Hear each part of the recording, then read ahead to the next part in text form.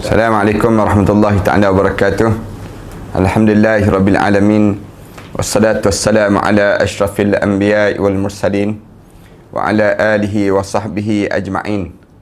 Subhanaka la ilma lana illa ma 'allamtana innaka antal alimul hakim.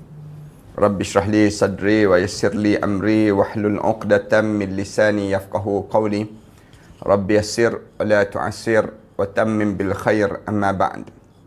Dan walaupun begitu, alhamdulillah kita masih lagi dalam meneruskan perbincangan tentang mengenai bagaimana kita nak menyucikan diri kita daripada yang disebut dengan perkara-perkara, perbuatan-perbuatan yang buruk yang tak sepatutnya ada dalam tubuh badan kita, untuk kita menghadap di hadapan Allah nanti, kita mendapat keredaan Allah di sisi Allah Subhanahu Wa Taala.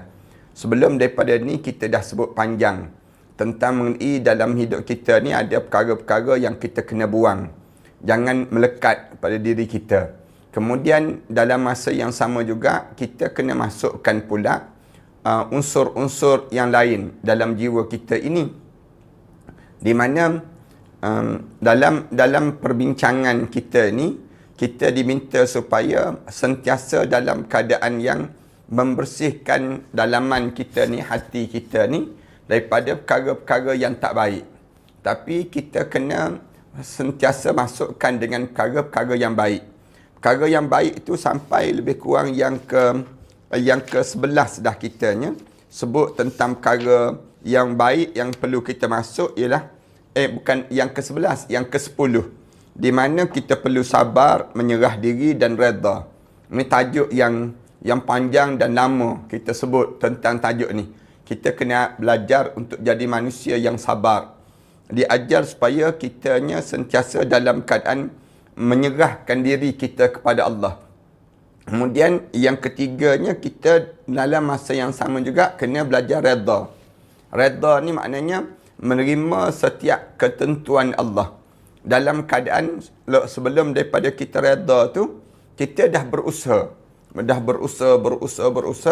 Tiba-tiba kemuncak dia, tiba-tiba tak jadi macam yang kita nak, ataupun jadi dengan apa yang kita nak dalam hidup kita.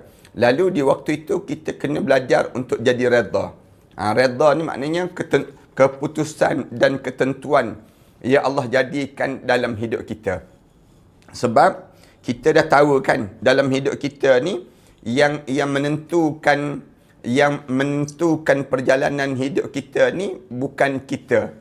Tapi yang menentukan perjalanan hidup kita ni ialah Allah. Allah telah tulis skrip-skrip dia. Allah dah siapkan segala aturan-aturan dia untuk diri kita. Maka yang kekal pada kitanya ialah di mana kita ikut je aturan dan susunan yang telah disusun oleh Allah pada kita. Di samping kita berdoa. Nanti kita akan sebutlah. Doa tu tidak menyalahi dengan redha, hakikat redha.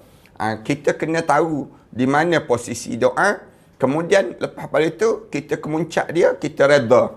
Dan redha ni, tajuk yang kita bincangkan ini, redha ni tidak menyalahi hawa nafsu ataupun tidak menyamai yang disebut dengan kita menurut hawa nafsu kita, redha ni. Kerana apa dia? Kerana ada dua sebab yang kita boleh pandang. Pada sudut pandang yang pertama, hendaklah kita menganggap lenyap adanya rasa sakit. Redha-redha ni, yang pertamanya, waktu mana kita kena sesuatu perkara tersebut, kita kena hilangkan rasa pada diri kita ni, rasa sakitnya, untuk menerima takdir itu yang telah ditentukan oleh Allah. Sebab ramai di kalangan kita ni, bila dia tak boleh terima, yang menyebabkan terkeluar daripada mulut dia keluhan, resahan, perasaan yang tak puas hati dia dengan apa yang terjadi yang Allah tulis untuk diri dia. Itu dia panggil redha. Yang keduanya, hari ni kita nak sambung yang kedua. Hakikat redha ni yang kita pandang pada dua sudut. Yang kedua, kecintaan membuahkan keredaan dengan segala perbuatan yang dicintai ini dalam penilikan daripada sudut kedua. Ialah hendaknya orang yang bersikap redha itu merasakan keredaan dirinya dan betul-betul memang menemukan kesakitan dalam dirinya. Apabila kita cinta sungguh, sayang sungguh, pada Allah yang menyebabkan kita ni terima apa saja yang Allah jadikan untuk diri kita. Walaupun perkara itu perit dan pahit untuk kita nak telan. Itu dipanggil cinta kita kepada Allah. Misal saya buat contoh apa dia? Perceraian dalam rumah tangga. Bila berlakunya perceraian, mana ada orang kahwin dia nak bercerai? Tak ada. Tapi waktu mana berlakunya perceraian, dia boleh terima hakikat itulah yang telah ditulis oleh Allah untuk diri dia. Setelah mana dia berusaha untuk nak menyelamatkan rumah tangga dia. Itu contoh perceraian. Ataupun apa dia, kesakitan. Mana ada orang yang nak terima sakit dalam hidup. Sakit-sakit ni tak ada orang nak terima. Tapi oleh kerana dia terlampau cinta pada Allah, tak apalah ya Allah, oleh kerana aku ni terlampau cinta pada kamu, aku ni terlampau sayang pada kamu, kamu buatlah sesuka hati kamu pada aku. Kerana tentulah apa yang kamu buat pada aku ni, tak ada benda yang tak mampu untuk aku nak pikul. Kan kita sentiasa baca doa kepada Allah. Rabbana wala tahmil alaina isran kama hamaltahu ala alladhina min qablina. Rabbana wala tuhammilna ma la taqata lana bih. Ya Allah, janganlah kamu bebankan pada saya satu benda yang saya tak mampu untuk nak pikul dalam hidup saya. Lalu Allah jawab, la yukallifullahu nafsan illa wus'aha. Tak ada satu benda pun yang aku bebankan dalam hidup kamu, kecuali aku tahu kamu mampu untuk memikulkannya. Itu cara Allah jadikan pada kita. Indah kan? Doa kita minta dengan Allah, Rabbana wala tahmil alaina isran kama Rabbana wala tuhammilna ma la taqata lana bih. Tuhanku, jangan kamu jadikan pada aku ni satu benda yang aku tak mampu nak pikul. Yang aku tak mampu, kudrat aku ni untuk menanggungnya. Lalu Allah jawab melalui apa dia? Ayat Quran. La yukallifullahu nafsan illa wus'aha. Tak ada satu benda pun yang aku bebankan pada kamu, kecuali memang aku tahu kamu mampu untuk memikulkannya. Maknanya, dalam hidup kita ni, sahabat-sahabat yang dikasihi sekalian, bila kita redha dengan Allah, sakit macam mana pun yang kita lalui, kita akan mampu untuk menanggungkannya. Betapa orang itu redha menerima apa yang menyakiti dirinya itu.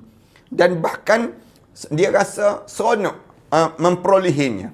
Kadang-kadang ada orang yang dia tingkatan dia tu tinggi kan di sisi Allah, yang menyebabkan dia rasa seronok sangat dengan setiap apa yang Allah jadikan pada diri dia. Dia enjoy lah. Maksudnya dia bergembira dengan ujian-ujian yang Allah sedang lakukan dalam hidup dia. Juga menghendaki agar mendapatkan rasa sakit tadi. Kadang-kadang bila tanya pada dia, mana nak, sihat ke sakit? Sakit. Orang yang betul-betul redha kan dalam hidup dia, bila tanya pada dia, mana kamu nak, di antara sihat ke sakit? Dia kata, sakit. Saya lebih suka saya disakiti, diuji dengan ujian. Mana kamu nak? Kamu dengan ujian ke kamu tak ada ujian? Dia jawab, ujian. Kerana bila kena ujian, menunjukkan Allah sedang memerhati padanya, Allah sedang memandang padanya. Dan tentu saja hal semacam itu dapat dicapai dengan mempergunakan akal fikirannya yang sihat. Orang yang cerdik, dia akan fikir macam itulah. Dia akan fikir gambaran demikian. Jadi, sekalipun menurut tabiat aslinya itu, ia memang tidak menyukainya. Perangai manusia, mana ada orang suka dengan benda yang membebankan, benda yang menyakitkan. Tabiat manusia begitu. Tapi, namun ia tetap redha dan menghendaki hal itu terjadi. Tapi ada orang yang dia betul-betul redha, dia belajar untuk mengasuh diri dia ni untuk menjadi manusia yang redha. Dia berusaha untuk bukan dia berusaha. Dia ni nak kalau sekiranya Allah jadikan demikian dalam hidup dia. Tak apa, kerana dia sedang berlatih untuk menjadi redha dalam hidup. Ini dapat diumpamakan bila seseorang yang meminta pada orang lain agar disuntik, dan tentu yang diminta itu betul-betul orang yang ahli dia, atau meminta dipukul, dicanduk. Orang yang meminta itu sewaktu disuntik atau dipukul, tentulah merasakan sakit. Dia tahu, pukul saya dia sebut.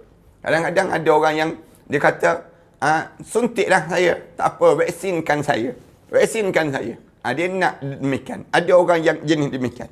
Tetapi ia tetap reda dan bahkan senang serta mengikuti apa saja yang dikatakan oleh penyuntik dan pemukul tersebut dan merasakan memperolehi pemberian yang berharga dari orang yang menyakitinya tadi. Walaupun disuntik tu sakit kan, kesan lepas pada suntik tu dia adalah sakit, rasa kebas tangan, rasa berat sikit dalam sehari dua tu, dia akan rasa demikian. Tapi lepas pada itu dia akan rasa senang dalam hidup dia, tenang pada diri dia. Ni nak sebutnya peringkat awal tu rasa sakit dah.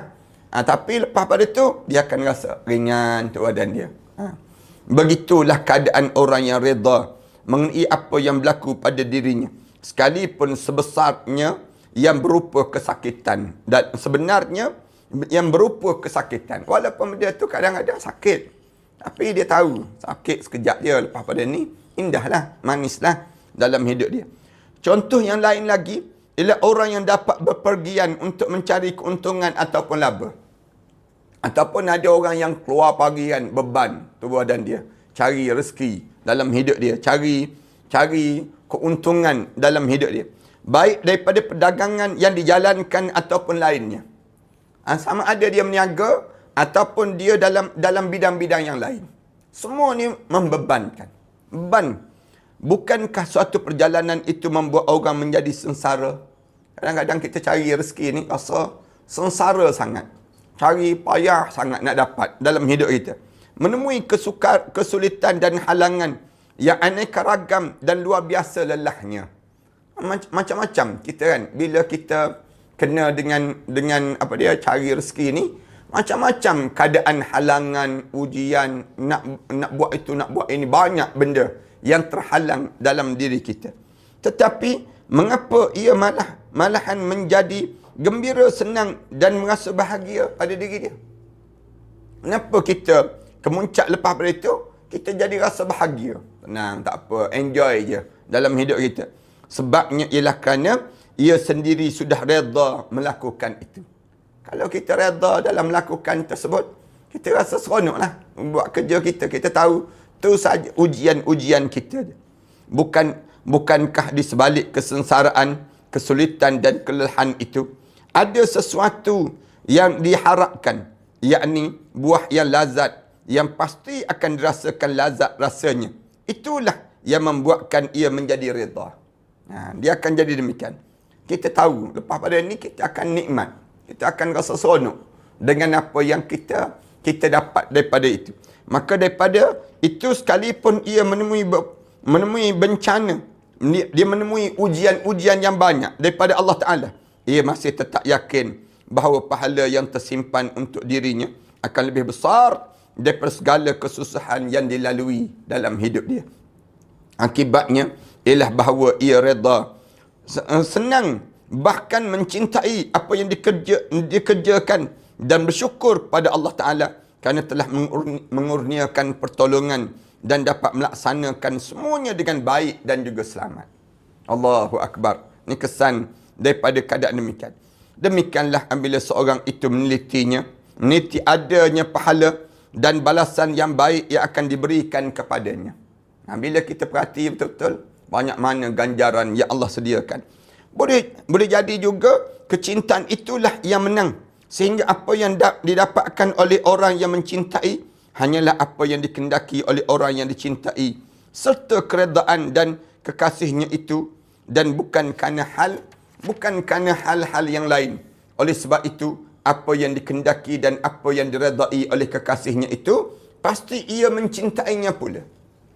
Kita akan rasa nak apa yang Allah Subhanahu Wa Ta'ala lakukan pada kita, kerana kita cinta pada Allah. Bila kita cinta pada Allah, kita menerima segala qada dan qadar Allah dalam kehidupan kita. Malahan diperhatikan dan dicari apa sahaja yang menjadi kesenangan dan kegemaran yang dicintai itu. Semua yang dihuraikan di awal itu dapat disaksikan dan betul-betul terjadi di kalangan para makhluk Allah Ta'ala. Masalah kecintaan orang yang mencintai dan orang yang dicintai itu memang banyak disebut dalam berbagai-bagai syair. ataupun yang bukan syair, yang kerap diciptakan oleh para pengarang dan betul-betul pandai memberikan sifat bagaimana keadaan dan orang yang saling mencintai tadi. Manakala dapat tergambar adanya penguasaan kecintaan yang serupa ini dan dapat dilukis dalam kalangan sama makhluk, maka sudah tentulah tidak mustahil pada halnya yang serupa terhadap kecintaan, keindahan yang terjalin sejak zaman azali, iaitu sebelum ada sesuatu melainkan Allah Ta'ala yang abadi, yakni tiada penghabisan dan juga hujung dan juga keindahan dalam kehidupan kita, dan yang dapat ditemukan hanya dengan penglihatan batin yang sangat teliti pemeriksaannya, yang tidak dapat dimungkinkan terjadi kesalahan dan penglihatan tadi. Juga itulah yang tidak akan ditimpa kematian untuk selama-lamanya. Bahkan penglihatan tadi akan tetap sekalipun sesudah mati. Ia bukan sekali-kali suatu mustahil. Ini adalah perkara yang jelas dan nyata manakala ditilik daripada pandangan dengan penglihatan yang penuh ibarat dan pengambilan percontohan yang terdapat tadi. Jadi manakala kamu mengangan-angankan dengan sesempurna-sempurnanya, maka akan mengerti, meyakinkan bahawasanya keredaan terhadap suatu yang bertentangan ataupun menyalahi hawa nafsu bukanlah suatu perkara yang mustahil dalam hidup seorang yang kuat keredaan dia kepada Allah.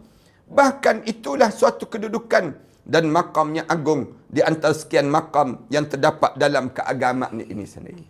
Ni kita berhenti sangat ni para penonton, sahabat-sahabat sekalian. Kerana saya ada satu lagi program pukul 12 lebih ni. Saya pohon kemaafan di atas keterlambatan dan juga sekejap saja ruang yang kita ada ni. Tapi memadailah dalam perbincangan kita ni. InsyaAllah kita akan sambung dalam tajuk ni lagi pada minggu yang akan datang nanti. InsyaAllah kita akan sentiasa cakap dan bercakap. Mudah-mudahan Allah Subhanahu Wa Taala akan jadi daripada kita ni pahala-pahala yang berpanjangan dalam hidup kita. Aku qouli hadza astaghfirullah li wa lakum. Assalamualaikum warahmatullahi taala wabarakatuh.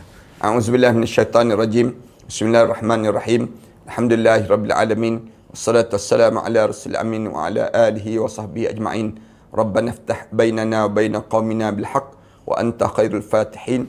Rabbana atina fid dunya hasanah wa fil akhirati hasanah wa qina adzabannar. Alhamdulillahirabbil alamin. Allah